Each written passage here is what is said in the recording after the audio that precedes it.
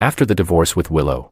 She rushed into marrying another man. She thought I was still hung up on our years of love, that I'd crashed the wedding in a scene of emotional chaos. But to her surprise, I never showed up at all, because I had already left for another country to become a Doctors Without Borders physician. Only when Willow realized I had truly moved on did she discover that she could no longer let go of me. Chapter 1. Bright lights illuminated the building of Lou Corporation. I was slowly escorted out, surrounded by people. Hey, that car over there must be Chairman Lou's, right? I looked up and met a woman smiling, almond-shaped eyes, gleaming like spring blossoms. My heart skipped a beat. I smiled and walked over. She tugged me down and left a kiss at the corner of my lips. The crowd instantly erupted into teasing and envious laughter. Wow, isn't Chairman Lou supposed to be away on a business trip? Can't believe she came to pick George up after work. They must be super in love. Obviously, they've known each other since childhood. Their bond is unbreakable. Oh right, today's their 5th wedding anniversary, isn't it? Willow and I were the textbook definition of a power couple in our social circle. At age 11, my parents died in a car accident. Old Mr. Lou, who had been comrades in arms with my grandfather, adopted me. At 22, Willow inherited her family's pharmaceutical company, and I joined the company's research division. At 25, old Mr. Lou passed away. On his deathbed, with one last decisive gesture, he arranged our marriage. We had been married for 5 years. Willow and I always attended public events hand in hand, our words and gestures full of intimacy. Our perfect couple image left no room for malicious gossip or opportunists looking to take advantage. Every anniversary and birthday, Willow would go all out, making her affections known in grand, public displays. Everyone envied our storybook romance. Willow took my arm and waved with a carefree smile. I'll be taking my man home now. Inside the car, just as I was about to speak, my slightly parted lips were suddenly kissed. I froze. After a moment, when I could breathe again, I frowned and asked, "You, looks like someone's taking photos." Willow whispered closely. So that's what it was. I almost misunderstood again. My chest ached faintly, and my face grew even more emotionless. Willow, unaware of anything, started the car in seemingly good spirits. Back at the Lou residence. Willow, George, it's been 5 years now, and you're still so loving and steady. When are you going to make me a grandmother? Sandra asked with a cheerful smile at the dinner table beside her. Martin nodded approvingly. Still a long way off, Mom. Willow replied casually and naturally. We're both busy, no rush. My expression remained unchanged, but my fingers tightened slightly around the fork. Everyone thought we were a loving, harmonious couple, even her parents, Sandra and Martin, but only Willow and I knew the truth. There wasn't even a hint of romantic love between us. That night, I stayed at the Lou home for the first time in a long while. As I washed my face, Willow was in the shower. Suddenly, the phone she'd left on the counter buzzed. I glanced at it instinctively, and froze. I miss you so much. The contact name, Makoto. My face had gone nearly pale. I stood frozen in place until the sound of running water stopped, and her warm, relaxed body leaned toward me. George, blow dry my hair, will you? Willow handed me the hairdryer as naturally as ever and sat on the counter, waiting. I stood there like a puppet, took it from her, and began to move through pure muscle memory. After a long pause, I asked in an even tone, Makoto came back to the country. The sound of the dryer cut off abruptly. In the mirror, I caught the flicker of hesitation in Willow's eyes. Yes, she said heavily. My hand almost trembled. I fought to suppress it, even forcing a slight smile. You two got back together? In the silence, I seemed to hear again Willow's hoarse and anguished voice from years ago. He left. He didn't want me. George. Why can't he just love me? Willow's face took on a trace of wistfulness. For a moment, she looked like that same girl from the past, bright-eyed and full of hope, offering all her love to the one she cared about. She shook her head. No, we only just got back in touch. Of course, back then, when Makoto left, it wasn't just for family and school reasons. Sandra's pressure and disapproval played a part, too. Makoto's father had been caught cheating, a scandal that hit the headlines. Since then, Sandra had always spoken critically of the entire Ito family, claiming their morals were corrupt and the family had no integrity. If they reconnected now, who knew how Sandra might humiliate Makoto again? Willow had always been bold, never hesitant about going after what she wanted, except when it came to people she truly cared about. Then she would act with cautious restraint, second-guessing every step. I turned away silently. Why are you always so calm? Willow suddenly asked, looking at my slender back. What if your Alicia came back? What would you do? I paused for a moment but didn't answer. Willow shrugged, somewhat disappointed, and her expression softened again as she picked up her phone. I stood by the window, expressionless. My jet-black eyes seemed forever devoid of any emotion. People often said I was like a cold machine, calm, rational, and hopelessly dull, and yet now, there was a shimmer in those pupils, the rims of my eyes, even the corners, were visibly red. I silently mouthed a single word, idiot. In the end, you still couldn't let him go. Chapter 2. Oh, right. Willow suddenly remembered something and handed me a bag. Anniversary gift. Inside was the latest luxury brand watch, elegant and high-end. Probably the kind of thing no man could dislike, at least in the eyes of a woman. I forced a polite smile and said thank you. Even though I never wore watches like this, Willow had given me countless similar gifts, every one of them tasteful and impressive. She played the role of a perfect wife almost impeccably. But I knew, when Willow truly loved someone, it didn't look like this. I don't even know what he likes anymore. I heard her absent-minded murmur while holding her phone. My lashes trembled ever so slightly. Willow only ever gets lost in thought like that for one person. Her warmth and generosity were traits of her upbringing and personality. Everyone around her felt warmed by her presence, and it was easy to mistake that warmth as meant only for you. As someone who had lost family and grown up under someone else's roof, I was drawn to that sun-like radiance. I fell in love, naively and deeply. I thought the light that illuminated my bleak youth was mine alone. I had quietly loved her for 10 years, but later, I realized, that light had shined on me without even knowing it. She would casually gift me an expensive designer watch, yet spend months agonizing over what kind of present Makoto might like. She would take me to the finest restaurants, yet clumsily but sincerely make a homemade bento box for Makoto by hand. She would throw me a lively birthday party, but secretly ride behind Makoto on his motorcycle to the beach to watch a sunrise, just the two of them. When Willow truly liked someone, she became delicate, cautious, clumsy, and pure. When I realized all of this, I felt pathetic. Yet strangely, I didn't even feel resentment or jealousy, because even I thought, Makoto was amazing. He deserved Willow's affection far more than I did, but why now?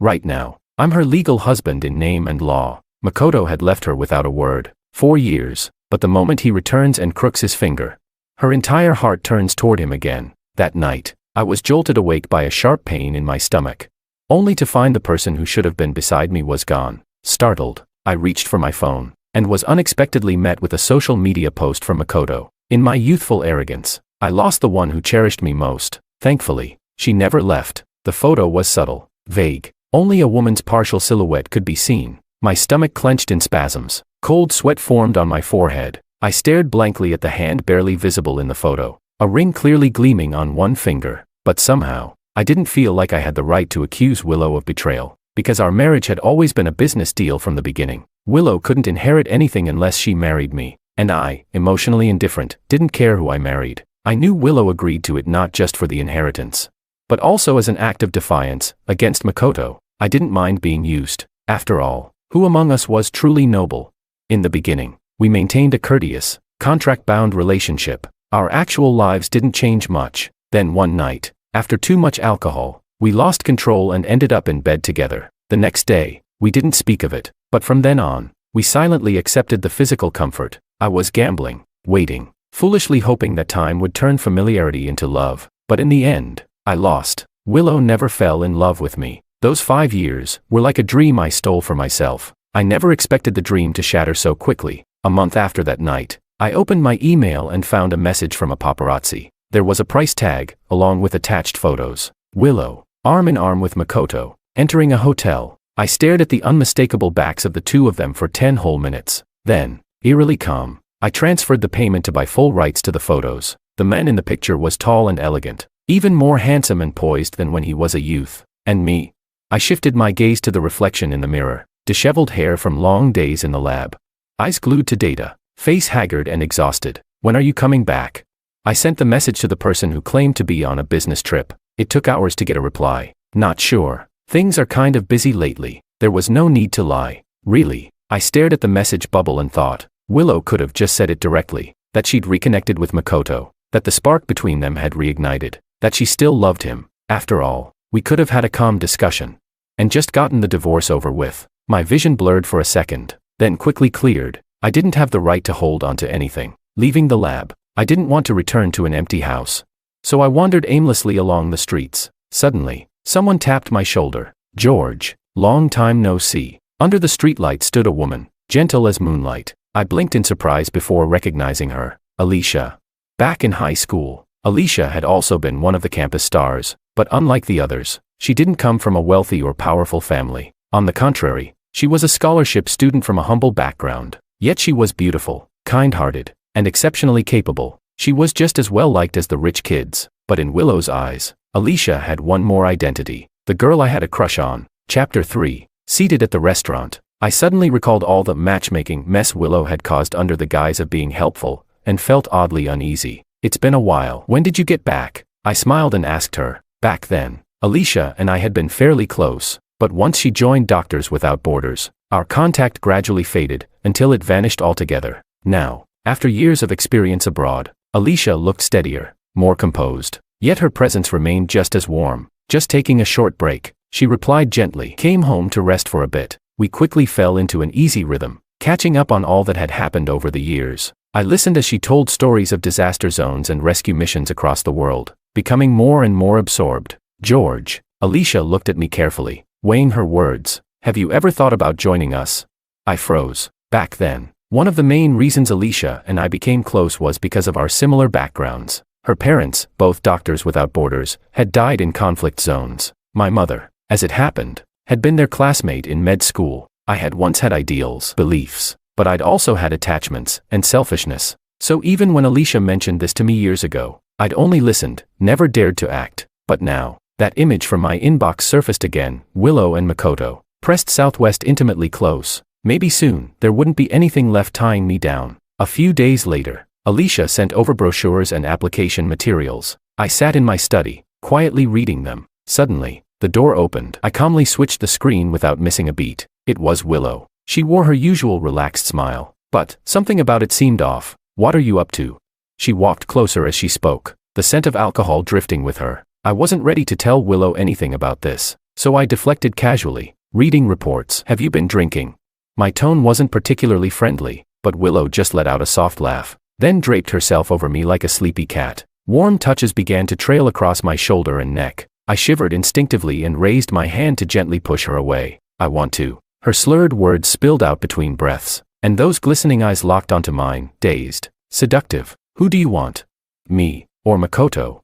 Logic told me I should stop, but under her gaze, my hand, once ready to resist, slowly lost all strength. I couldn't resist Willow. I never could. After years as a married couple, our bodies knew each other too well, too intimately. Sweat trickled down my forehead, and in the haze, I vaguely heard Willow say something. The photo. Want to know what it is?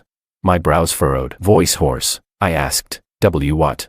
I met her eyes, and suddenly sobered up completely, because in the middle of this act, her gaze was strangely calm, deep. Without a word, she picked up her phone, tapped a few times, and turned the screen toward me. The heated air turned cold. I stared at the image, a candid photo of me and Alicia. My eyes blinked slowly. When did you reconnect with her? Why didn't you tell me? Willow's chest felt tight, like something was pressing down on it. In the photo, George smiled, so warm, so gentle, a kind of expression she'd never seen directed at herself. They looked so close, so natural together. Had it been going on all this time? I shifted my gaze from the screen to her face. Willow still wore her usual easy smile, but I clearly caught the subtle trace of displeasure behind it. For a brief second, I almost believed she was jealous. Then I laughed internally. It wasn't jealousy, just wounded pride. She'd been caught off guard, exposed. There was no way it was anything more. I lay back down, suddenly feeling drained and powerless. Willow's voice took on the faintest note of confrontation. Don't you have anything to, Makoto? I cut her off, my gaze fixed on the woman who fell instantly silent. I have photos of you and Makoto, too. You two are back together. Congratulations. Chapter 4. A flicker of panic and guilt flashed across Willow's face. I grabbed some clothes and stood up, heading toward the bathroom. But just as I moved, her hand suddenly caught mine. Are you mad? She asked. I paused for a second, turned my head toward her, and the corner of my lips curled up faintly. Mad? Why would I be? I asked. If you want a divorce, just let me know. I don't care about the assets or anything else. My voice was calm, almost indifferent, but only I knew how suffocating the pain in my chest was. Willow didn't let go. She stared at me for a moment, her gaze heavy, and then suddenly bit her lip and snapped. You're really that eager to be done with it? You say it so lightly, like you can't wait to get divorced tomorrow and run off to Alicia the next day. The anger and accusation in her voice came out of nowhere. My eyes darkened, and I abruptly shook off her hand. Willow, I said coldly, have you forgotten what we are to each other? If there was one thing I was good at, it was putting on a front, using sharp words like armor to hide the vulnerability inside. Too afraid of getting hurt. We didn't get married out of love. We both knew the other had someone they couldn't let go of. So don't speak to me like I'm the one cheating. Okay, I said sharply. And besides, Alicia and I just ran into each other. Nothing happened. But you and Makoto, you lied about a business trip. Checked into a hotel with him. If we really want to talk about betrayal in marriage, who betrayed who? I stopped myself, swallowing the rest of the sentence. Willow's face had turned visibly pale. Her chest rose and fell slightly. Lips pressed tight. She had no reply. Just 10 minutes ago, we were wrapped in passion. Now, not a trace of warmth remained. When I came out of the bathroom, Willow was gone. Not a shadow of her left in the house. We were in a cold war. For the next 2 weeks, we barely spoke. Sometimes we didn't even cross paths. During those long, silent nights alone, I slowly began filling out the application form. A few days later, after work, Willow showed up quietly to pick me up for a social gala. I'd been surviving on barely any sleep, but I still forced a smile and linked my arm with hers. I didn't expect him to be there. Makoto, wearing a perfectly tailored suit, he approached us with practiced ease and familiarity. George, he smiled, eyes crinkling. Long time no see. My entire body tensed, but under so many watching eyes, I had no choice but to return the pleasantries with a smile. What was the point of this?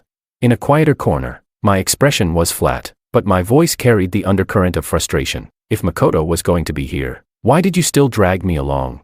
Willow was uncharacteristically silent today. Her dark eyes stared at me without blinking, impossible to read. Why not? She replied calmly. I thought you two got along pretty well. I had no response. I had a gut feeling something was off with Willow, but I couldn't pinpoint exactly why, and I had no way to refute what she said. After a long silence, I turned away and left her with just one sentence. Whatever. I just don't want people getting the wrong idea and gossiping. I sat for a while in the lounge, splashed some water on my face, and walked out after calming myself down. My leather shoes made no sound as they sank into the carpet. At the end of the corridor, 2 figures were entangled. As I got closer, the low rustle of intimate whispers reached my ears. Impossible to ignore. My brain stalled for a moment. Without thinking, I just walked straight toward them. The sight of Willow and Makoto kissing passionately hit me head on. It was the first time I had seen them being this intimate with my own eyes. Willow had her back to me, wrapped in his arms, her head tilting back again and again as she kissed him, only to be forcefully held in place by his hand at the back of her neck.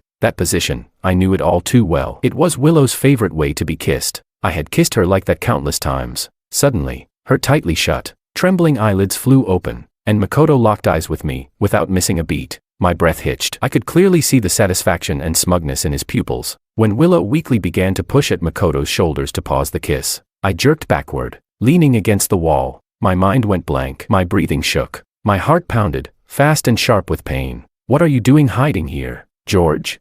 I flinched violently, eyes widening in shock as Makoto appeared before me. His expression as calm as ever. His cheeks were still flushed, lips slightly swollen and glistening. I opened my mouth but couldn't make a sound. Makoto, on the other hand, casually patted me on the back, speaking as if we were close. You stood there watching for quite a while. Got something to say?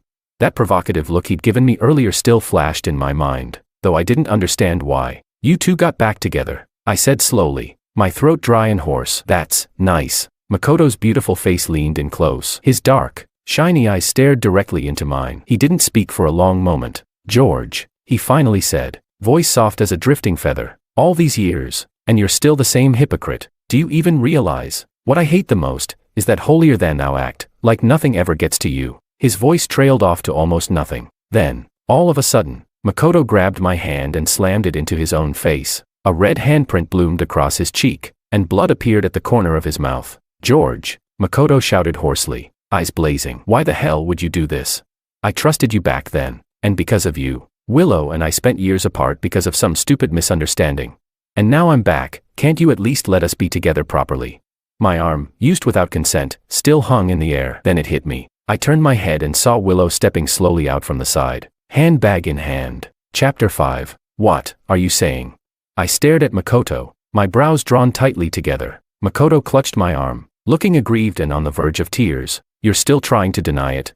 When I went abroad years ago, I gave you the first watch Willow ever gifted me, and asked you to tell her, if she truly loved me, she'd wait. But what did you do? Makoto accused, voice rising. You never told her, did you? And you threw the watch away. Then you used the fact that Grandpa Lou liked you to get him to write up that engagement clause in his will. I stared at him in disbelief. twisting the truth, making things up out of thin air, and somehow, making it sound convincing. A watch, a message. I was so furious my hands trembled. Clenching my fists tightly, I snapped back. Do you have any proof? Why would I even do something like that? Why? Makoto, still with tears on his face, suddenly smiled. George, because you're in love with Willow. You were obsessed with her, weren't you? So crazy about her you'd do anything to get her. Like a thunderclap on a clear day, a roar filled my ears and I froze. A love I had hidden for over a decade, exposed like this, in a moment so ugly and humiliating. My eyes drifted, slowly, toward Willow, who had remained silent all this time. My breath caught. Her eyes were filled with sorrow and disappointment, piercing through me like sharp glass. She believed him. And I realized with crushing clarity, it wasn't just now. Makoto had probably been feeding her this version of the truth again and again over the past few days, complete with fabricated evidence. That's why she'd been acting so off lately, like she had something she wanted to say, but couldn't. A bitter laugh escaped my throat. So this was the reason you had me come here today, to see Makoto. The more absurd it became, the more I laughed, my lips curled with bitter irony. You wanted to see what dumb thing I'd do next to try and ruin your tragic little love story, didn't you? Makoto was still breathing hard, overcome with emotion. After a long pause, Willow finally spoke. So it's true. You really, all this time, you were in love with me.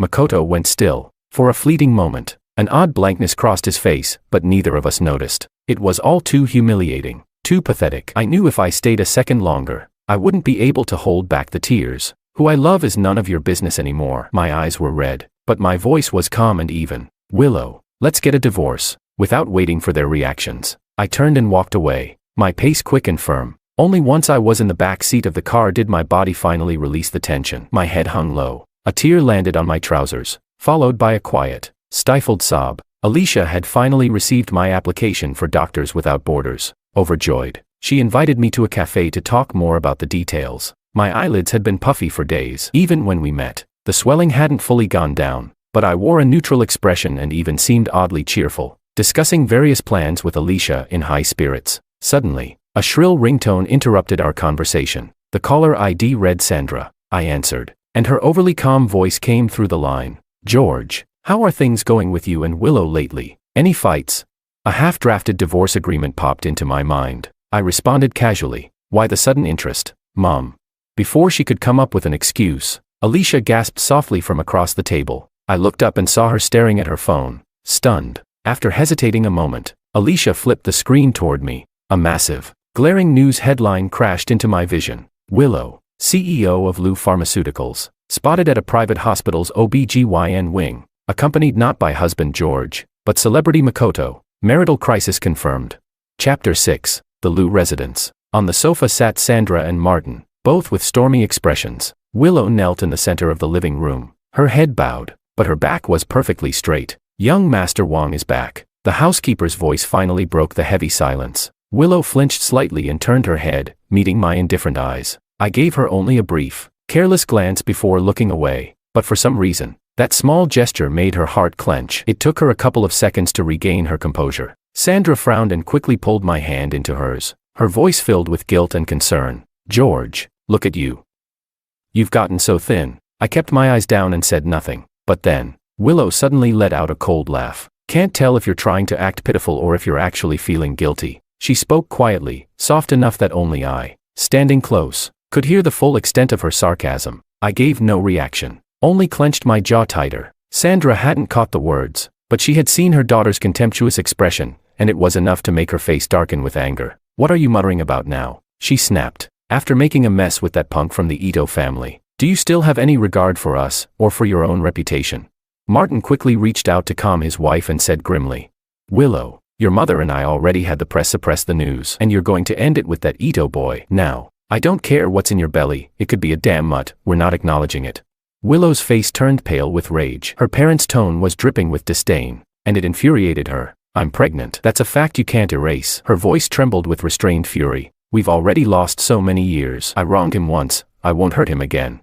Her words were firm and absolute. She would protect Makoto no matter the cost, even in his absence. What about George? Sandra shouted, her voice sharp. Though I had remained silent the entire time, I could feel Willow's gaze boring into my back. Slowly, I turned my head. Willow looked at me under lowered lashes and, for a moment, Couldn't help but think, he really had lost weight. Was it because he felt guilty now that the truth had come out? Or was it because he still resented her and Makoto, because he hadn't truly let go? She tried hard to read something from my blank expression, but my eyes were as still and lifeless as stagnant water, and that only made her feel more restless. So she stared into those eyes, and said, deliberately, one word at a time, I've made up my mind. From now on, I'll only be with the one I love. My lashes fluttered rapidly. A glimmer of pain, impossible to suppress, cracked through my pupils. Willow caught it, sharp and unmistakable, and in that flash, she felt a twisted sense of satisfaction, but also, unexpectedly, a tinge of discomfort. Utter nonsense. Sandra exploded. Dad, Mom. I finally spoke, my voice calm and level. I turned my head and paused for 2 seconds, then suddenly bent down on both knees. Gasps filled the room. Willow stared in shock at my thin, kneeling figure. Then she heard my voice, cold and detached. Willow and I have already discussed it. We're getting a divorce. The room fell into a stunned silence. Willow opened her mouth, but only managed a broken whisper. Go. George, what kind of stunt are you pulling now? Sandra was nearly in tears, panicked. George, I understand you're upset, but divorce, this is too far. We can still. Aunt Sandra, that word, aunt, not mom, hit her like a slap. Her eyes widened in disbelief, and Willow, still looking at my back, suddenly felt an ache tightening in her chest, but she couldn't figure out why. Chapter 7. My face was pale, but I knelt with a straight back and spoke calmly. All these years, I've never forgotten how much I owe the Liu family for raising me. I'm truly grateful. Even after Willow and I divorce, I'll still visit you often. There's no love between Willow and me. We're not right for each other. Now that Makoto is back, just let them be together. I gave a small laugh. Didn't you always say, Aunt Sandra, how much you wanted to be a grandmother? Sandra's lips trembled, but she couldn't form a response. After a long moment, she muttered bitterly, what a sin. Martin's face was dark, but he kept his voice as even as possible. Whatever the case, George, get up first. I was halfway to standing when a hesitant voice echoed from the corridor. Sir, madam, there's a visitor. It's Mr. Ito. I froze and turned to look. Makoto stood there, teary-eyed and pitiful, yet the moment our eyes met, I saw it. That flash of smug triumph, brief, sharp, and meant only for me. Even Willow seemed startled by his sudden arrival. Makoto rushed over to shield her protectively. What are you doing here? She whispered. His gaze dropped instinctively to her belly, clearly full of worry. The pregnancy had been a surprise, even to her. She had been unable to resist the temptation of the one who had once been her unreachable teenage dream, but she hadn't really figured out what to do about their relationship. She had taken precautions, cautiously. So when she found out she was pregnant, though she'd put on a joyful front, she couldn't hide her inner panic. At the banquet, when George had coldly proposed divorce, Willow had assumed it was nothing more than wounded pride and embarrassment after being exposed, not something he'd follow through with. She couldn't believe someone like George, who had once gone to such great lengths, who had hidden his feelings for her for so many years, could let go so easily. But today, hearing him state his decision in front of her parents, hearing him call Sandra aunt instead of mom, she finally began to realize, maybe she never really understood this quiet, unreadable man she had known for so long. Behind her, Makoto's hoarse voice broke in. Uncle, Auntie. Willow and I truly love each other. I really love her. He was naturally handsome, and now, with his reddened eyes, he looked even more sincere and deeply emotional. Since George doesn't want to be with Willow anymore, please, let us be together. For a brief second, Willow's face darkened. She stared at me, expressionless, but I didn't even glance back at her. And so, this absurd farce finally met its end, with compromise. I signed the divorce papers with Willow at an astonishingly fast pace, and moved all my belongings out of the apartment. Willow, for some reason, grew oddly competitive. Seeing how businesslike and cold I acted, she said nothing. She didn't even flinch when, on the very last day I was packing, she openly brought Makoto to move in. I don't like that painting, Makoto said, surveying the apartment and stroking his chin. We'll need to change that. Oh, and this spot too. That's gotta go. Willow smiled sweetly, agreeing to everything. I looked at the happy couple and couldn't help but curve my lips into a faint smirk. This apartment's layout and decor, we had once designed it together.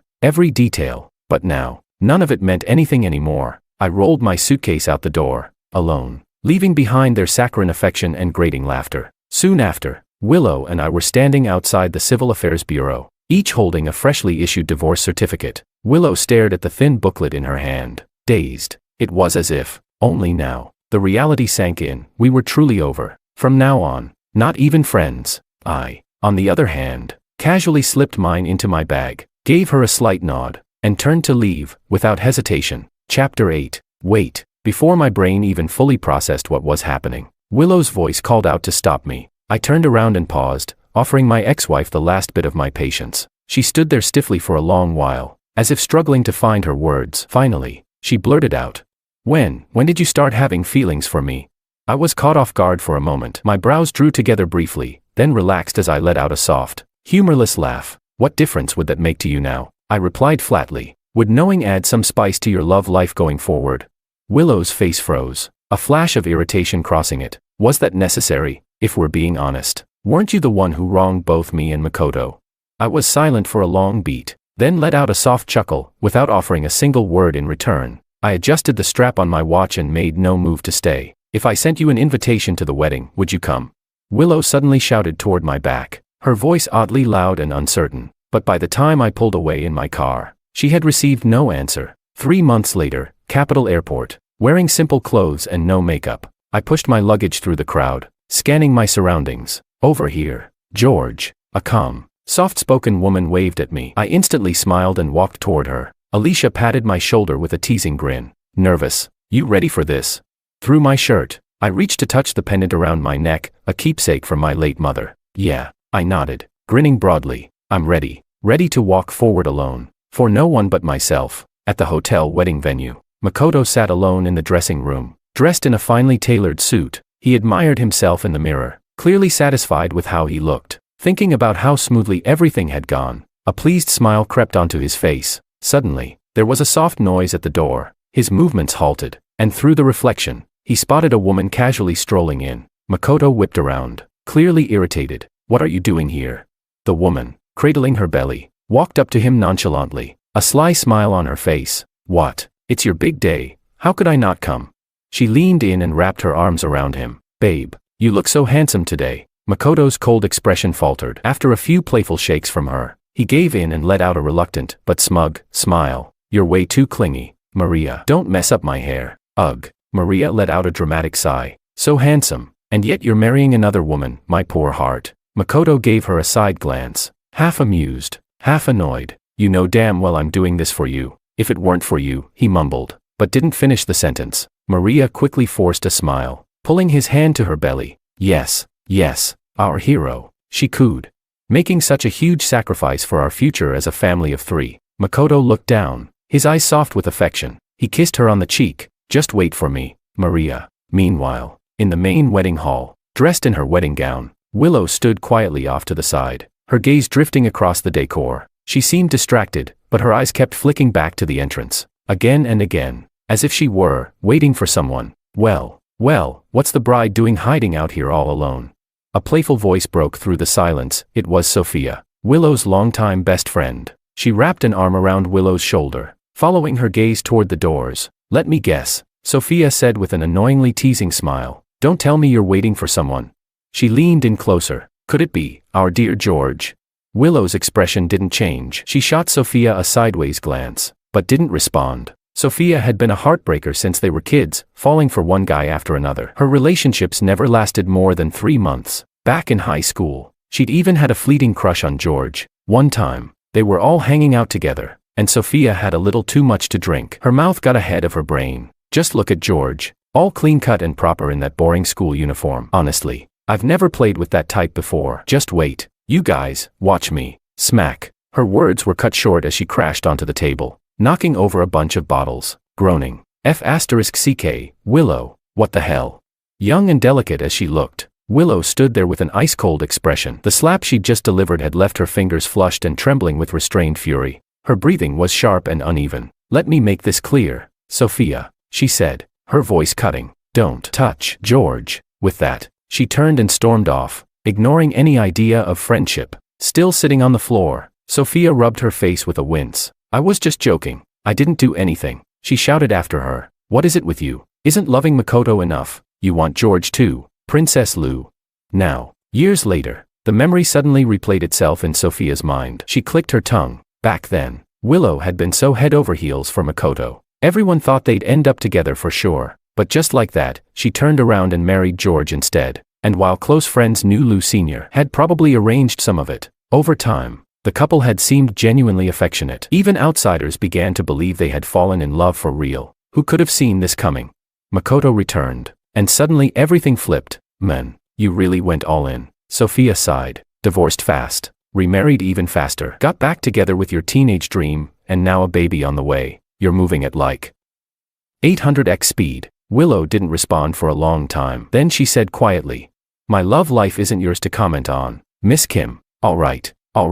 Sophia wasn't offended. She just shrugged. As long as you don't regret it. And George's heart's not broken. Then hey, happy ending for everyone. Nothing for me to complain about. No regrets. No heartbreak. Suddenly, Willow's mind flashed back to George's indifferent eyes. That distant silhouette as he walked away. She couldn't help herself. She pulled out her phone and opened a chat window. Where are you? Are you really not coming? But all the way until the last guest left and the wedding was over. Not a single word came back. Chapter 9. George. Over here. I was standing in the modest hospital cafeteria, tray in hand, scanning the room when I spotted Alicia waving at me, smiling. I made my way over, only to notice someone unfamiliar sitting beside her. Ahem. Allow me to introduce you to, Alicia said, gesturing with her open palm. This is Dr. Wang. George just joined us recently and already showing outstanding skill. And this, she added, patting the woman next to her on the shoulder, is an old friend of ours, a war correspondent, Anna. Anna smiled warmly. Nice to meet you, Dr. Wang. I nodded politely in return, not thinking too much of it, but instinctively, my eyes swept over her. In a place ravaged by conflict, even the most refined souls inevitably take on a rough edge. I myself hadn't washed my hair in days and had just resigned to wearing a cap. I'd come straight from multiple surgeries, my eyes puffy, my face worn out, but Anna carried an oddly serene presence. Her clothes were tidy and crisp, her movements unhurried and composed. Probably some rich young lady here to experience life, I thought absent-mindedly as I shoved a mouthful of food into my mouth. Then again, even if the emperor himself showed up, it wouldn't matter to me. Dr. Wang. A nurse rushed into the cafeteria, heading straight for me. That patient they just brought in, something seems off. You'd better take a look. I immediately swallowed a few more bites and replied, got it. I'll head out first, I said quickly, nodding as I grabbed my tray and made a fast exit. The two women watched me leave, my figure all business and purpose. Alicia turned her gaze back, grinning mischievously. Wow, looks like he has zero recollection of you. Anna didn't look away until George had fully disappeared. Her tone was calm, unaffected. That's normal. We never really interacted directly anyway. Alicia smirked. Never interacted. Sure, but that didn't stop you from pining for him all these years. You came back from overseas. Heard he joined up, and suddenly made such an effort to tidy yourself up just to make a good impression. Anna had no response. She just took a sip of water in silence. Today might have been the first time George met her, but for Anna, her impression of him had been sealed 4 years ago. Back then, she wasn't yet a war correspondent, just a restless spirit, roaming the world with her camera, capturing everything that spoke to her. She had made a rare trip back home, only to be dragged by her mother to attend a formal banquet. Anna rarely wore gowns and felt awkward, constantly adjusting the tight fabric around her waist as she leaned idly to the side.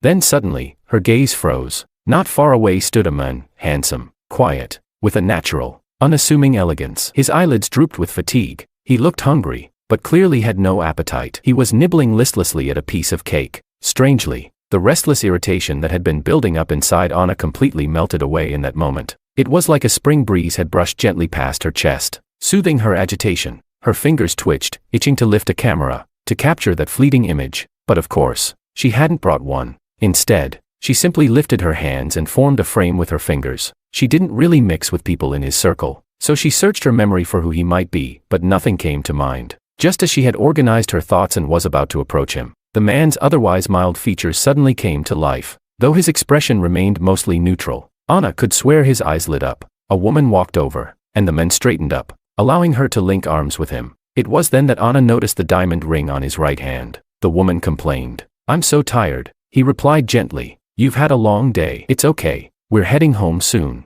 Their intimate, effortless exchange floated to Anna's ears from a short distance away. Married. Anna, who had just straightened her posture, leaned back again, her eyes following the couple's retreating figures. She couldn't quite name the feeling welling up inside her. Later, she casually asked her mother about the man and found out who he was. George, that was his name. He used to be the adopted son of the Liu family, and had already been married for a year to a Liu family daughter named Willow. Look at them, what a perfect match. Talented and beautiful, and so in love, her mother said, seizing the chance to scold her again. Meanwhile, you're out all the time. No stability at all. If only you'd bring home a boyfriend one of these days. I honestly don't even know what kind of man a young lady like you would go for. What kind of man? Huh? Anna let her mother's nagging drift in one ear and out the other. Her thoughts wandered. She thought once again of that moment, when he had framed the view with his hands like a photo. Chapter 10. Willow. This is the new housekeeper I just hired. When Willow returned home, Makoto greeted her with a smile, leading a young woman over to introduce her. Not long ago, the former housekeeper, Auntie Zhang, had to resign suddenly due to a family emergency. During this time, Willow had been eating at the office or outside and didn't feel particularly inconvenienced, so she hadn't rushed to find a replacement. She gave the new housekeeper a casual glance. The young woman was dressed formally, with just the right expression of humility on her face,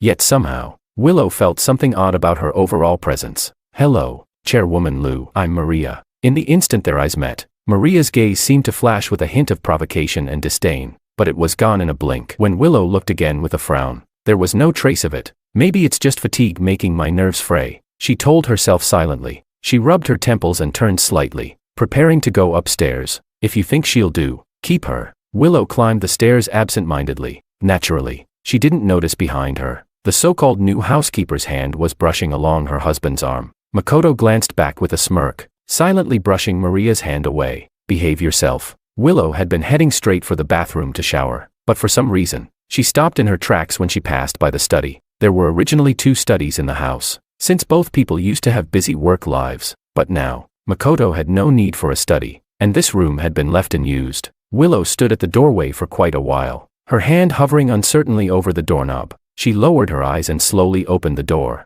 The housekeeper cleaned regularly, so the room wasn't covered in dust like an abandoned space. Standing by the door, Willow looked at the empty room and, for some reason, felt a hollow sensation in her chest. She walked inside and suddenly remembered that night a few months ago. She had received a photo of George meeting with Alicia, and her mood had instantly soured. When she got home, she had impulsively slept with George and questioned him about that meeting. Why had she done that? Was it her possessiveness acting up? Willow sat down in the chair, leaning back, and scenes of George working diligently at the desk began to surface in her mind. He had always been that way, whether as a student or later in the research lab. He had always been meticulous and focused. Willow had once thought he was dull and boring, but sitting here now, she found herself overwhelmed by something that felt a lot like longing. She was still dazed when Makoto's bright voice called from downstairs, "Honey, come down for dinner."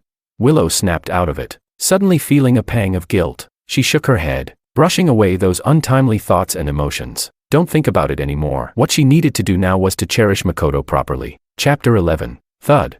Standing in the suddenly pitch-black bathroom, my hair still full of foam, I froze in place. What the hell? Power and water outage.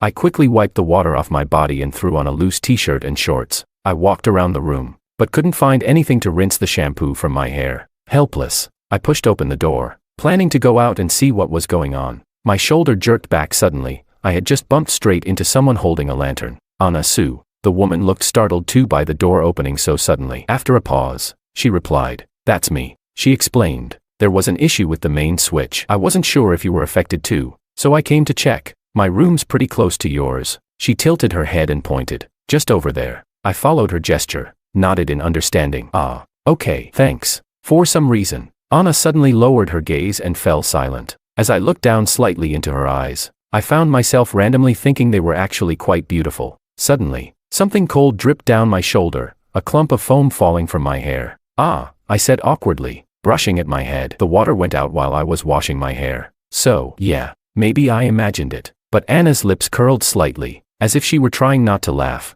She said gently, "There's a lake out back. The water there's fairly clean. You can make do with that." Under the silent night sky, the only sound was the soft splashing of water. Anna stood on the grass with the lantern, her back to the lake. She lowered her eyes quietly, listening to the sounds behind her, feeling an inexplicable nervousness. "Why aren't you saying anything?" I stood in the lake, looking at her slim silhouette. "Let's chat a bit." Anna paused for a moment, then asked thoughtfully, "Why did you come here?" "Alicia told me you used to work in a lab. I've heard about some of your research. It's impressive," she added sincerely. Maybe it was the bright stars or the soft night breeze, but something in me relaxed. Her rare openness put me at ease. "I've actually always wanted to come. My mom, she used to talk about this dream all the time. When she mentioned her classmates and friends, it was always with admiration. But she gave it up, for me and my dad. As I poured water over myself, I murmured, almost absent-mindedly, I gave it up too. For a time, I buried that dream completely. Anna listened quietly, then suddenly blurted out, was it because of someone you loved? The moment she said it, she regretted it and quickly tried to take it back. Sorry, I didn't mean to. It's okay. I was slightly taken aback, but not angry. I even smiled. You're not wrong. That's exactly why. Did Alicia tell you? Yeah. I was married before. I only came here after the divorce. It had been a long time since I'd last thought of Willow. Now that her name had come up, I was surprised by the calm I felt inside. No heartbreak, no turmoil, just a faint, unavoidable sense of wistfulness. Anna's voice was soft. Why did you two divorce? Because she didn't love me. Behind me, the sound of water stirred, and slow footsteps approached. I came out of the lake with a towel draped over my head, still dripping slightly. Anna froze, instinctively turning away. But then she seemed to realize something and quickly turned back. Sorry, buffed. I couldn't help laughing. For some reason, she seemed kind of adorably awkward. It's not like I'm naked or anything. You don't have to be that cautious. Anna tugged awkwardly at her earlobe, her ears slightly red with heat. After a couple of seconds of silence, she brought the topic back up. What you said earlier, what did you mean? Exactly what it sounded like. Our marriage was a bit complicated, I explained as I dried my hair. Basically, it wasn't mutual love. She had someone else she cared about. Anna's gaze unconsciously dropped to a droplet of water on my neck. It clung there a moment before slowly tracing down my skin and disappearing into my collarbone. But, you did like her, didn't you? Was it painful? I looked down, as if thinking it over, then smiled. Whether I liked her or not, I guess it doesn't matter all that much. Either way, it passes eventually. I draped the towel around my neck and tilted my head back, eyes reflecting the sky. Wow, there are so many stars tonight. They're beautiful. Anna only glanced up briefly before her eyes returned to me. She looked at my tilted profile and softly responded with a quiet Suddenly, I felt something settle on my shoulders. I turned my head and blinked in surprise, my hands automatically catching the towel now draped over me. Anna's delicate face was close, her ears clearly flushed red. It gets cold at night, she explained, and you're still dripping wet. Use this first. Oh, okay. I suddenly felt a bit dumb, stumbling over my words. I hadn't been self-conscious earlier, being shirtless and all, but now, unexpectedly, I felt a little embarrassed. There was a faint scent lingering on the towel, Anna's scent. We walked back to the house in comfortable silence. At the door, we stood still for a moment, looking at each other across the small space between us. Good night, we spoke in unison. Chapter 12. Top floor of the Lou Corporation. Willow was working at her desk when a sudden, sharp pain stabbed through her lower abdomen. Just then, Sandra walked in and let out a terrified scream. Willow, are you okay? Willow collapsed to the floor, clutching her stomach, struggling to speak through the pain. She gasped, Makoto, call Makoto. By the time Makoto rushed to the hospital at full speed, Willow was already in the operating room. He was panting as he asked, Mom, how is she? Sandra's face was full of worry. I don't know. She's been in there for a long time and hasn't come out yet. You have no idea. If I hadn't gone to the office today, who knows what would have happened to her? Her eyes were red and brimming with tears, clearly still shaken. The moment I opened the door, Willow was already lying on the carpet, and there was blood everywhere. At her words, Makoto's brow twitched, anxiety flashing across his face as he stared at the glowing red light above the operating room door. Suddenly, Sandra seemed to think of something and turned to him sharply, her voice rising in anger. And you, where the hell were you? It's so late, why did it take you this long to get here? Guilt flickered briefly across Makoto's face, but he quickly tried to explain. I was busy. Mom, really, if I'd known something like this would happen, I would have never left Willow alone. Not for a second. No one knew how long they waited outside the operating room. At last, the red light went off. The doctor emerged, drenched in sweat, pulling down his mask. Congratulations, mother and daughter are both safe.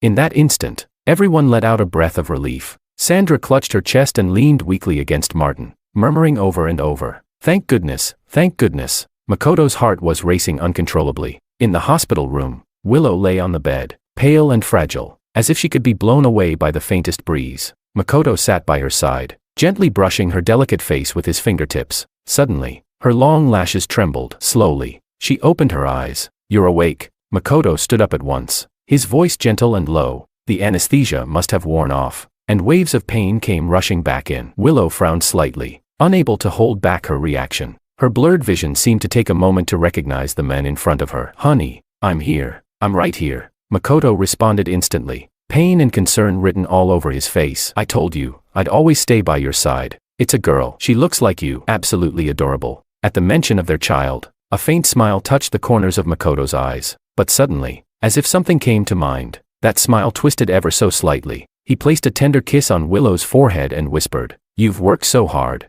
Willow." Willow's heart tightened. As she slowly closed her eyes, a strange bitterness rose in her mouth. Chapter 13. Several days later, still at the hospital, in another room, a woman gently rocked the crib with a faint smile on her face. Suddenly, the door opened and someone walked in. The woman looked up and instantly froze. Her expression cooled, and she straightened her posture, a subtle air of distance forming between them. "What are you doing here?" Makoto walked in with a smile, standing by the crib and peeking inside. "Ah, this little baby is so adorable." As he reached out to touch the infant, his hand was sharply slapped away. Maria snapped coldly, "Don't touch her." Makoto paused, stunned for a few seconds, then clicked his tongue in annoyance. He walked around and sat by the crib. "What's the problem? She's my daughter. I can't even touch her." Arms crossed, Maria scoffed, her face expressionless. "Your daughter? Funny how she only becomes your daughter now. Where were you when we were fighting? Where were you when I called after falling down the stairs? Huh? Did you remember she was your daughter then? And all these days, not even once did you show up. You've been too busy playing house with that woman and that kid. They're the real family to you." Her voice grew more emotional with every sentence, her eyes starting to redden. A flicker of impatience and irritation crossed Makoto's turned-away face, but when he looked back, it was once again plastered with a conciliatory smile. Okay, I was wrong. Totally my fault, baby," he said, slapping his own cheek in mock punishment. "I made you upset. I'm sorry. The Liu family's been hanging around non-stop. I didn't have a single chance to sneak in." Willow went through hell delivering that baby. He leaned in and peppered Maria's face with kisses. Maria's expression softened slightly, her lips twitching in restrained emotion. "Fine." Looking into Makoto's tender, flirtatious eyes, she actually felt a bit guilty. "It must be hard for you, having to keep sweet-talking that family. You've worked so hard, hubby." It seemed she had already forgotten that the reason for her premature labor was a furious argument with Makoto over the phone that ended with her falling down the stairs. Makoto caressed her face gently, voice full of fake warmth. "Don't worry, I've taken care of everything. I already swapped the babies. Our daughter will be raised like a princess." Maria's cheeks flushed red as she wrapped her arms around him in satisfaction. Suddenly, a buzz came from her pocket. She slipped out of Makoto's arms and checked her phone. "Who is it?" he asked. "No one," Maria replied calmly. "Just an old friend." Her fingers flew across the screen as she quickly replied, then turned back with a sugary smile and threw her arms around Makoto again. "Maria baby, when are you coming over? I miss you." "In the next couple days. Prepare some pretty ones for me." Chapter 14. Knock knock. Coming. I opened the door, and froze for a second. "Anna, what's up?" She wore a soft cotton linen shirt, a gentle smile playing at her lips as her eyes curved in a warm arc. "There's going to be a bonfire party tonight," she said. "It's hosted by the locals. It's your first time here during one. Want to go?"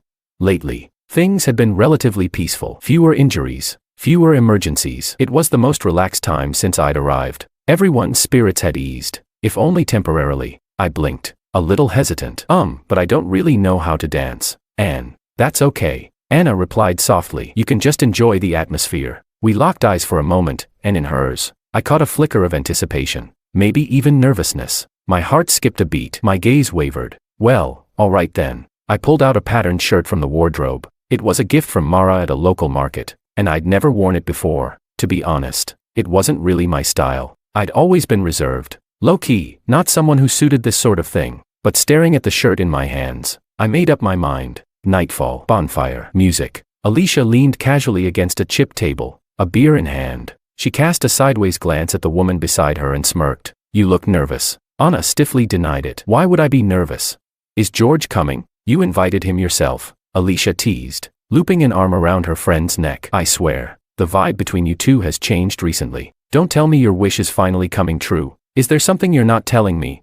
Anna's mind instantly went to the night of the blackout. She pressed her lips together. "Don't say weird things in front of Dr. Wong." Yeah, I know." Alicia took a sip of beer, then turned and her eyes lit up. She raised her hand. "George."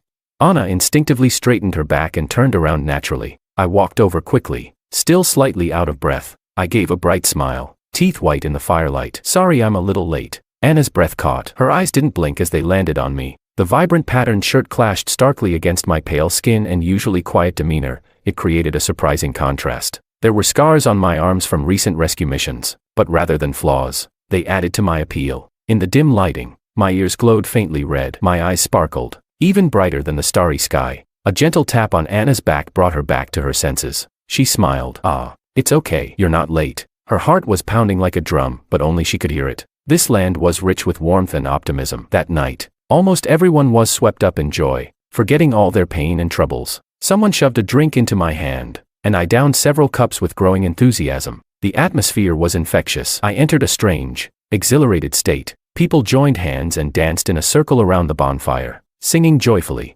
Anna was beside me, our palms tightly pressed together. The firelight flickered on her smiling face, and I wondered, maybe it was just the alcohol, but why was my heart racing like this?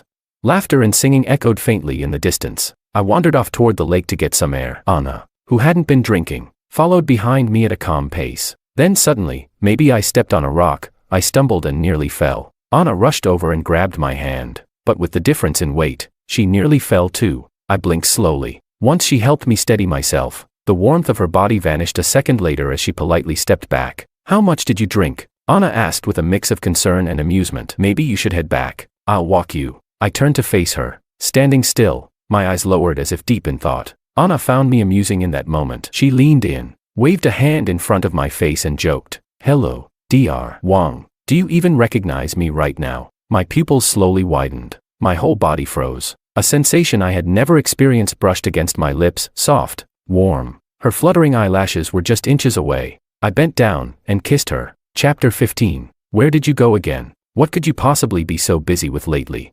Makoto sat on the couch, staring coldly at the message he'd sent on his phone. He waited for a long time with no reply. His fingers slowly curled tighter, barely suppressing the urge to smash the device. He let out a long breath, forcing himself to calm down. Then, lifting his eyes, he shot a cold glance upstairs. He asked the housekeeper to make some tea, then carried the tray up himself. Standing in front of the study door, he adjusted his expression into a loving smile. "Baby." The moment the door opened, his sharp eyes caught Willow hurriedly covering a notebook with a stack of documents. A flicker of panic flashed across her face as she stood up, trying to act casual. "You brought it up yourself?" she asked gently, taking the tray from his hands. Makoto showed no sign of suspicion on his face, but his fingers, hanging at his side, twisted together tightly. "What were you working on?" "Ah, just some company stuff." Willow smiled. "There's been a lot going on at the group lately." "Lies. You're lying too." Makoto smiled, but inside, he was cold and biting. Dark, twisted emotions had begun to take root in his heart, growing like wild vines. Screaming silently, Willow patted his shoulder, joking as she nudged him to turn around. "Go to bed early. You don't need to wait up for me." The study door shut again. Willow let out a quiet sigh. She sat back down and moved the papers, revealing the diary underneath. George's diary. She had brought it back last week after a short visit to the Liu estate. Willow didn't even know how it had happened. One moment she was just visiting, and the next, she found herself standing in front of George's old bedroom. She had pushed the door open. Inside, the room was just like it had been during his university days. Most things were still there, placed neatly in their original spots, though there hadn't been much to begin with. That was when she'd stumbled upon one of his old high school notebooks. She had taken it, like a thief. Her rational mind screamed that she shouldn't look. Even if George had done wrong,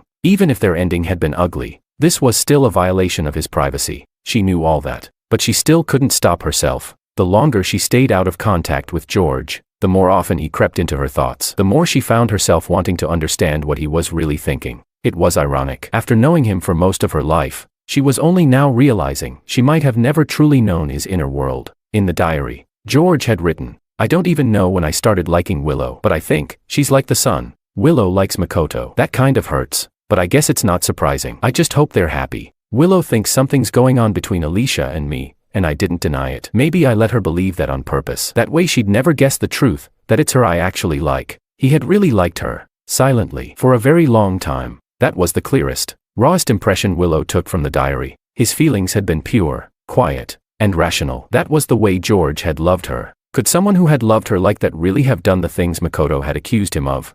The question crept unbidden into her mind. Yet she still couldn't bring herself to doubt Makoto's word. Not even a little. Where is he now? Is he doing okay? And somewhere far from her thoughts, the owner of that diary, completely unaware, was sinking into a brand new storm of troubles. Chapter 16. George. Dr. Wang. George. Ah. I snapped back to my senses. What's going on? I was telling you there's a new virus outbreak in the disaster zone. Alicia said with an exasperated frown. Where were you just now? You've been completely out of it. I pressed my lips together and gave an apologetic shake of the head, but my mind kept replaying the night of the bonfire. Even though it had been a week, every time I thought about it, I wanted to collapse from embarrassment and scream into the void. How could I get drunk and force a kiss on someone? Unfortunately, I hadn't blacked out. I remembered everything clearly the next morning, the memories flashing through my mind as I brushed my teeth. In a split second, I had blushed from head to toe. Since then, I'd been actively avoiding Anna. I didn't even have the courage to see how she had reacted, or what she might be thinking. Alicia glanced at me, mumbling to herself, "You and Anna have been acting really weird lately." Both of us stayed silent, continuing to eat with our thoughts miles away. Then, chaos. A nurse came running over, panting, her face filled with panic. "Sue, reporter Sue, something's happened to her. She might have been infected with the virus." By the time Alicia and I got there, Anna had already been locked inside an isolation chamber, waiting for the test results. The room had a transparent wall. You could clearly see Anna sitting on the bed, staring off into space, looking a little bored. Alicia rushed off to the lab to track the test. I stood alone in front of the glass, my mind blank. Anna, who had been looking around the room casually, suddenly turned her head as if sensing something, and locked eyes with me. She froze for a second, then immediately got up and walked over. I had no idea what kind of expression I was wearing, but Anna looked up at me through the glass, her gaze filled with calm and a trace of helpless reassurance. Her lips moved. She was saying something. My limbs were stiff, my reaction slow. It took me a moment of watching her mouth move before I understood. "I'm fine. Don't cry. Don't cry." Was I crying? I blinked in confusion. My vision blurred for a second, then cleared again. No tears had actually fallen, but my eyes were red, so red they looked like they could bleed. Anna had been photographing in a high-risk zone and got caught up in a dispute, during which she was accidentally scratched by an infected person. She'd responded quickly and calmly, informing the doctors and cooperating fully as they rushed her to the hospital. Anna had always been carefree, used to uncertainty and danger. Life and death didn't weigh heavily on her. When she realized she might have contracted a deadly virus, she had a brief moment of panic, but it passed quickly. She had chosen to come to a chaotic war zone. Risk was part of the deal. If she got infected, then so be it. At least her case might help modern medicine advance. But it wasn't until she saw George's helpless face pressed against the glass that fear truly took root in her. If she really was positive, if she truly didn't make it out alive, this man, would he be sad? After all, they had kissed. Anna thought half-jokingly, though it was only because he was drunk. But still, she really didn't want to see George cry. The two of them stared at each other in silence, each unsure of what the other was thinking. Suddenly, I lifted my hand and gently pressed it against the glass, fingers slightly curled. Anna blinked in surprise, then slowly raised her own hand, placing it directly across from mine. It was as if we were holding hands through the barrier. My lips, pale from tension, parted. I leaned close to the glass and said, one word at a time, "Anna, when the results come out, no matter what they are, I have something I want to tell you." I spoke loudly, so from inside the isolation chamber, Anna could vaguely make out the sound. She stood frozen for a moment, her heart suddenly racing. I didn't stay long. There were still other patients to tend to. I couldn't remain by her side, and the test results wouldn't be ready that quickly anyway. In the early hours of the morning, I quietly returned to the isolation ward. To my surprise, she was still awake. We looked at each other in silence, a quiet understanding passing between us. Then I leaned back against the glass and slowly slid down into a crouch. Minute by minute, time trickled by, until the first pale light crept across the horizon, and Alicia came running over, out of breath. When she saw me, she looked startled, then broke into a bright grin. "The results are out. She's not infected, completely healthy." The weight that had been crushing my chest finally dropped. I stood up in a daze, my limbs tingling and weak. Alicia opened the isolation room door. Anna stepped out as if nothing had happened, calm, gentle, composed. We stood quietly for a few seconds. Then suddenly, I pulled her into a tight embrace, one hand pressing firmly against her back. Before Anna could even react, she heard my voice, trembling yet steady, right by her ear. "I like you, Anna." Love is the most fragile and elusive thing of all. Chapter 17. When no one else was home, Makoto quietly entered Maria's nanny room. The moment he smelled an unfamiliar men's cologne on her discarded clothes, his mind went eerily blank. Willow said she loved him, yet had always unconsciously defended George, and now she spent her days secretly clinging to George's diary. Maria said she loved him too, but even after all he'd done for her, even after she gave birth to his child, she was still sneaking around behind his back, seeking out pleasure. And there had been many other women who claimed to love him as well. They all disgusted him.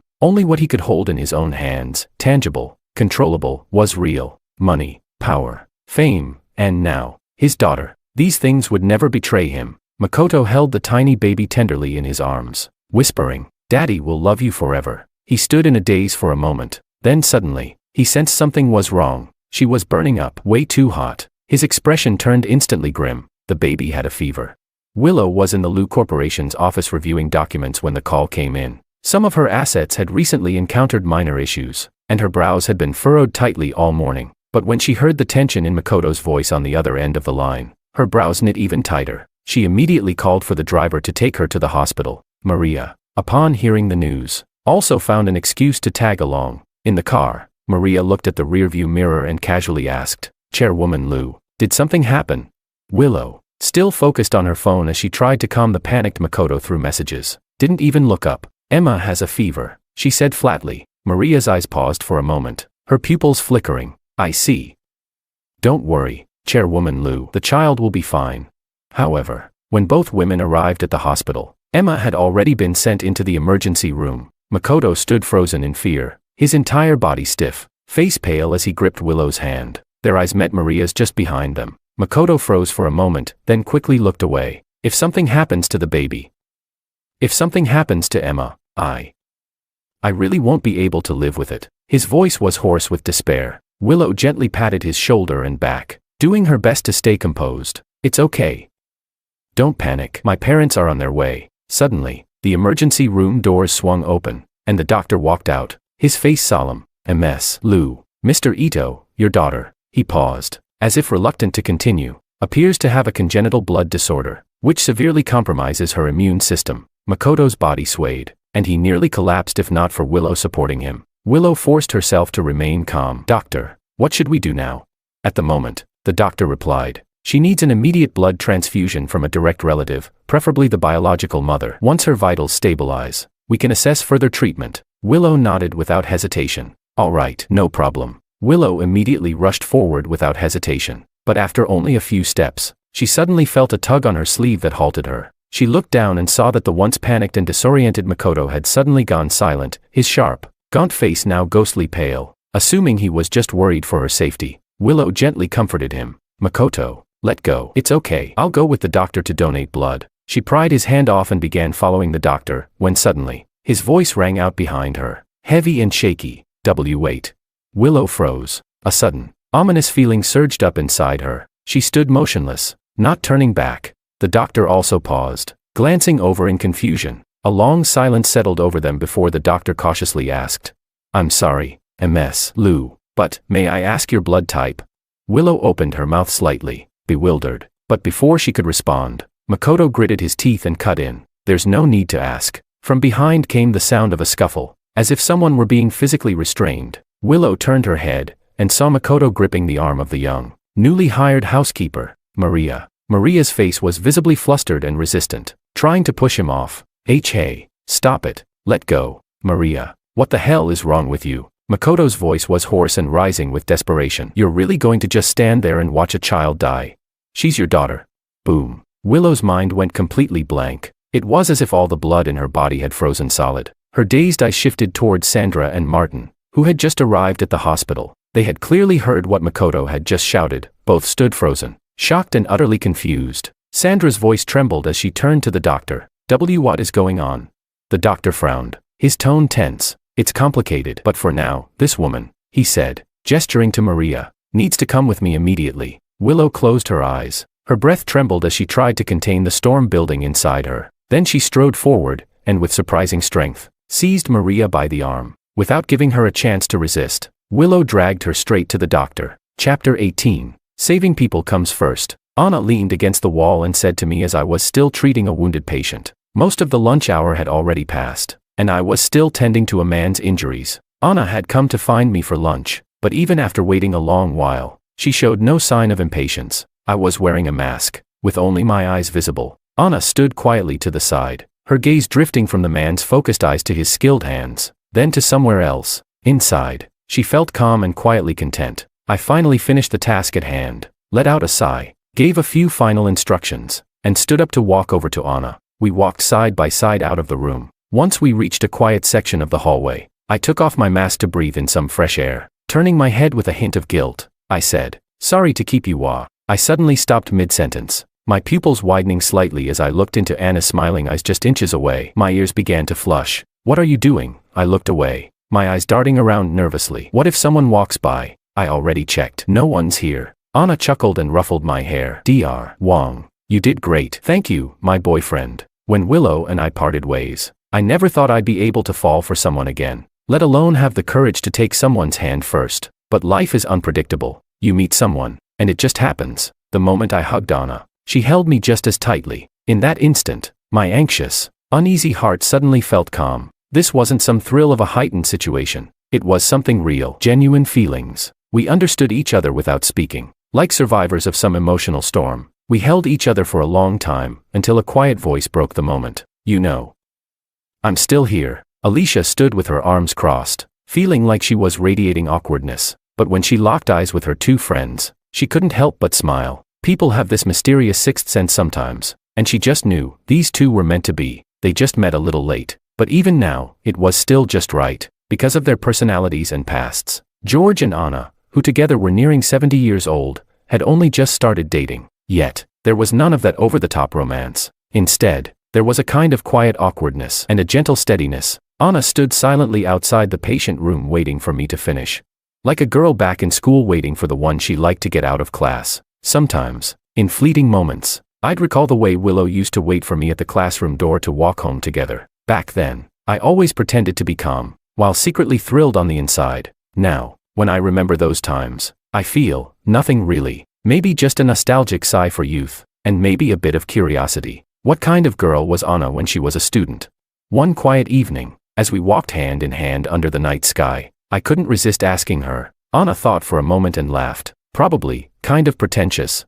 "Don't laugh," she said, glancing helplessly at me as I burst out laughing. "I'm serious." Looking back now, I think I was super cringy and immature. I used to think I was so clever, read tons of books, and believed I was above it all, detached from the world. But it wasn't until I became a war correspondent that I truly realized how small and fragile life is, and how precious peace can be. I nodded thoughtfully, almost involuntarily imagining a younger, slightly arrogant Anna, and the way she slowly softened with time. "What about you?" Anna swung our hands. Me. I was lost in thought for a second. I thought for a moment, then said, "Introverted, quiet, always had my head in books. Pretty boring, honestly." Then I smiled. Maybe the only thing remotely teenage about me was having a secret crush. Anna suddenly fell silent. "What? Jealous?"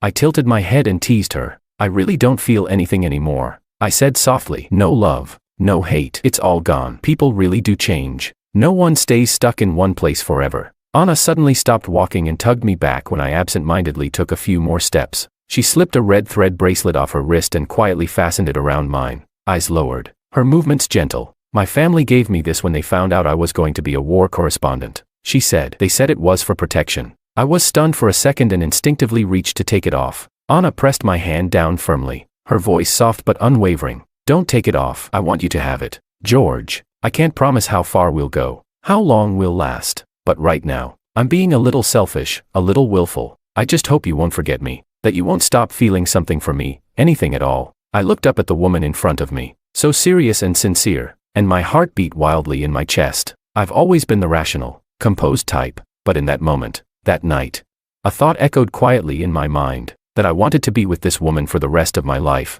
What I couldn't have imagined back then was how, for a long time afterward, that very moment would haunt me like a nightmare. It would tear me apart, drive me to the brink, and the red thread on my wrist would feel less like a charm, and more like shackles. Chapter 19. At the cafe downstairs from the hospital, Willow and Makoto sat facing each other. One stared down at the table, the other looked out the window. Neither of them spoke for a long time. Emma had finally been transferred out of the ICU after several days. Her condition was stable now, and so, Willow and Makoto finally had time. Time to lay everything out. Willow hadn't had a full night's sleep in days. Dark circles shadowed her eyes, bloodshot and weary. Her face looked utterly worn out. "I've been going through my assets these past few days." Willow suddenly looked up at Makoto, breaking the heavy silence. Makoto's long eyelashes trembled. His already pale face turned even whiter. "There are a lot of strange gaps, missing funds, hidden transactions."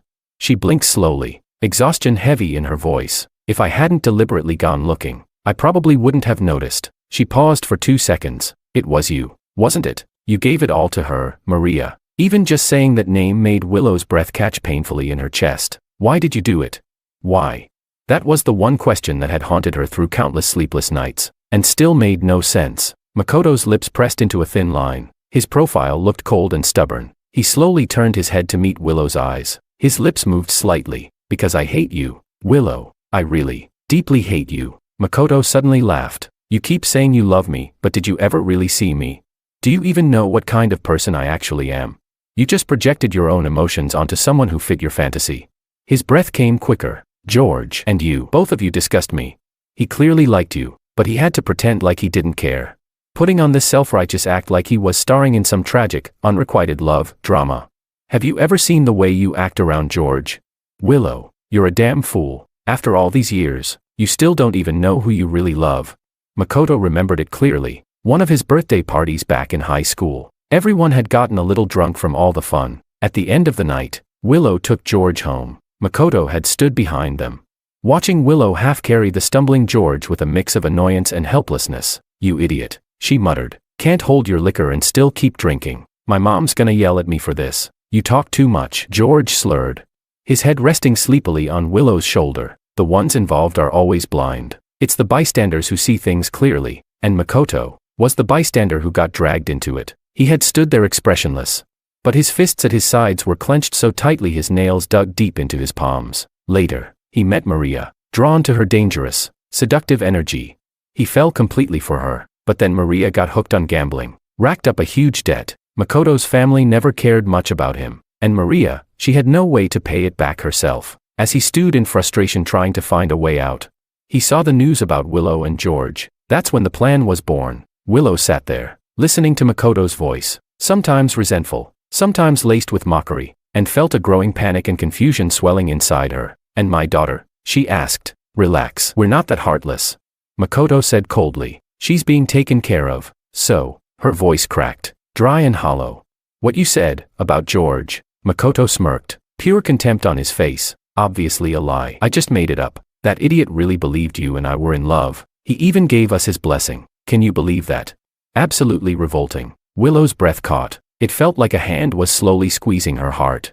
Tighter and tighter. A flood of memories surged through her mind. The flat, uneventful years of their marriage. The way George looked when he was misunderstood. His journals. So many things. Scene after scene. Clear and cruel. Her eyes reddened, and the fists resting on her knees slowly clenched. It was only in this moment that she finally realized. She really missed George, and she truly, deeply regretted everything. Chapter 20. When Willow received Alicia's call, she was both confused and emotionally unsettled. After all, 4 years, she had believed Alicia was George's unattainable true love, the one he had always carried a torch for. She recalled things she had done in the past, and the feelings that had come with them, and only now, in hindsight, she realized, maybe she'd been jealous back then. She just hadn't known it. Her voice was distracted. Hello, what is it? Alicia's reaction on the other end was strange. There was a long silence before a hoarse, dry voice finally spoke. George and I are back, but he's not okay. Willow rushed to the address Alicia had sent, her heart pounding. She ran down the hallway and flung open the door. Her steps came to a sudden halt. She stood there, breathing heavily, eyes fixed on the back of the men sitting in the room. Alicia and several other people, doctors, from the look of them, stood nearby, discussing something in low tones. Willow stepped forward slowly. Alicia noticed her and raised a hand to stop her. She looked utterly exhausted, carrying the weight of unspoken burdens. She hadn't rested properly in a long time. Willow leaned sideways, trying to get a glimpse of George's face, but all she could see were the bandages wrapped around his arm and his head. Her anxiety spiked. What happened? What's going on? Alicia glanced at George, then pulled Willow to the side. In a calm, concise voice, she explained everything. During the time George had vanished without contact, he had gone to Africa to work with Doctors Without Borders. There, he met Alicia's friend Anna, a war correspondent. They had fallen in love. They were together. But then Anna was caught in an attack. She died. Or rather, Willow suspected that Alicia had originally meant to say died, but changed it last second, softening it to was caught in the conflict. Anna had stayed behind to cover George's retreat, and was caught in an explosion. There was no body, no time, no conditions to search. In the war zone, people died every day. Lives were lost like ants underfoot. George was deeply traumatized. Since regaining consciousness, He had barely spoken. It was as if his soul had been left behind in that chaos. I figured, your family's the closest thing he has left. Alicia said quietly, her eyes closing in fatigue. That's why I called you. I thought maybe you could help him. The flood of information hit all at once. Willow was speechless for a long time. In a daze, she slowly walked over and crouched beside him. Her heart clenched. The man in front of her was visibly thinner. His already lean face looked almost sunken. There was no light in his eyes. Nothing but a gray, empty fog surrounding him. He seemed more like a ghost than a living person. Only the red string bracelet on his left wrist, something Willow had never seen before, stood out, bright, vivid, the only color left on him. George. Willow called his name gently, reaching out to pat him lightly. It's me, Willow, she said slowly, carefully, as if afraid of scaring him. Can you hear me? It's been a long time, George, she whispered to him for what felt like an eternity, until finally, there was a flicker of response. His pupils moved, slowly. He turned his head downward and saw her face. Willow sat up straighter, her voice trembling with hope. George, look at me. It's me, Willow. His lips moved. His brows drew together, slightly. Willow, you're... Willow, yes, I am. Willow's eyes burned, her heart aching so badly it was hard to breathe. Suddenly, his frail body began to tremble uncontrollably. His voice broke into fragments. She died. Willow, do you know she's dead? Anna. Her name was Anna. She died, for me. She died protecting me. I. Tears spilled from his wide, hollow eyes. Drenched in despair, he stopped speaking. Instead, he buried his head in his hands and let out a pained, guttural wail. Willow, move. Alicia and the other doctors rushed over, trying to calm him, restrain him. Willow was pushed aside, landing on the floor. She stared at the scene in front of her, dazed. George's emotion spilled into the room like a tangible force, engulfing her, pulling her in. Her chest hurt, as if stabbed by 1,000 needles. She couldn't breathe. If she hadn't been so blind, if she hadn't believed Makoto so easily, would George have never gone to Africa? Would he have never met Anna? Would none of this have happened? Would he still be the same George she once knew? It was her fault. If time could rewind, if she had cherished George the way he deserved, would everything have turned out differently? Chapter 21. Go first. Don't worry about me. It'll be fine. George, just go. You go first. I jolted awake from the dream. I lay in bed with my eyes wide open, drenched in sweat. My body was still trembling uncontrollably, my breathing rapid and uneven. I stayed in that state for a while before slowly pushing myself up, cradling my head with a shaky hand. I had dreamed of that day again. Anna's final words still echoed in my ears, haunting and inescapable. I closed my eyes. My right hand instinctively reached for the red thread on my left wrist, muscle memory, an anchor I clung to as I painstakingly pieced together my shattered emotions. I had done this countless times over the past few days. Who knows how long passed before I dragged my aching, weak body downstairs. In the kitchen, I poured a glass of water and leaned against the island, sipping slowly. Suddenly, I heard the soft rustling of footsteps approaching. I turned my head and saw Willow, standing there in silence. We locked eyes for a few seconds. I gave a faint smile. Why aren't you asleep yet?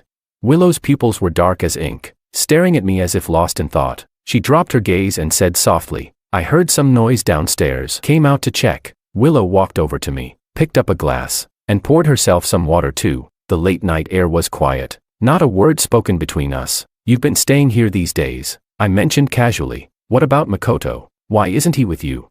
We were staying at the Liu family residence. Sandra had found out about what happened to me and was heartbroken. She'd been trying everything to help me recover my strength, but I'd been drowning in my own emotions for so long. I had no space to care about anything else. Only recently had I started feeling a bit better, and only then did I begin to notice that something felt off. Speaking of your kid, I still haven't met them yet, I said, my tone light, as if we were just ordinary siblings chatting. Are they cute?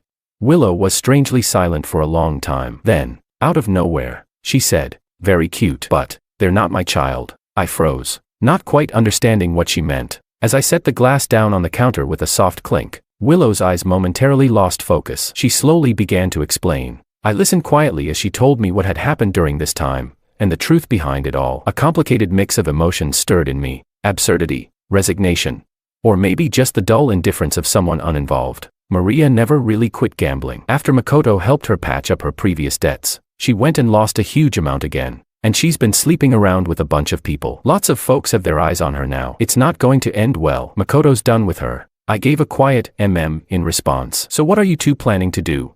Divorce. We're getting the paperwork done in a few days, Willow said with her head lowered. As for the child, he's Makoto's. Of course, but the kid's sick, and I'll do my best to pull strings and find resources to help treat him. That's all. I tilted my head back and drained the last sip of water in my glass, nodding without emotion. Sounds good. Well, I'll just. George.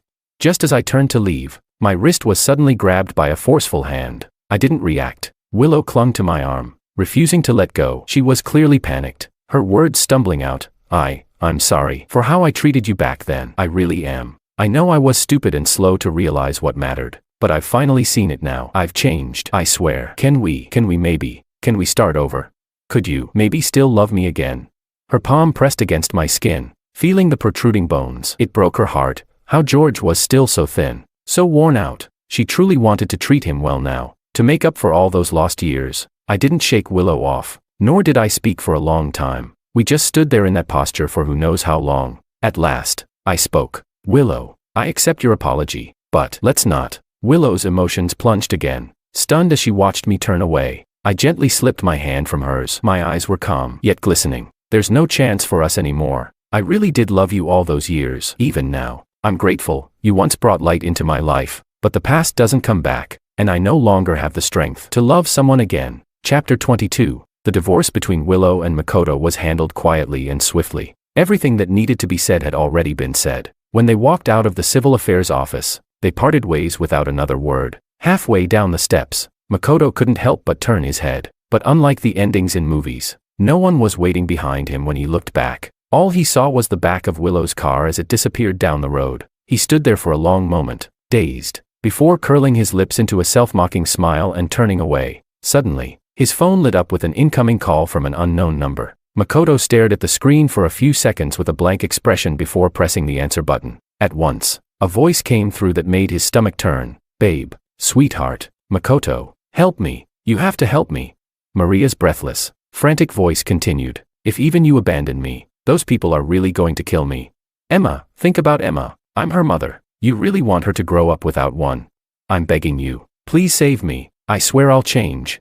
Makoto listened in silence, his face devoid of emotion. On the other end, Maria sobbed uncontrollably, her pleas pouring out like she meant every single word from the bottom of her heart. Closing his eyes in disgust, Makoto finally spoke. Maria, you brought all this on yourself. Whether you live or die has nothing to do with me. My child doesn't need someone like you as a mother. You're on your own now. With that, he pulled the phone away from his ear. On the other end, Maria fell silent for a beat, then launched into a furious tirade. Amid the onslaught of vile, foul-mouthed insults, Makoto calmly pressed the hang-up button and immediately blocked the number again. He then removed the SIM card from the phone, walked to a nearby trash bin, snapped the card in two, and tossed it in without flinching. Afterward, Makoto lowered his gaze and took a deep, trembling breath. What right did he have to call Willow and George fools?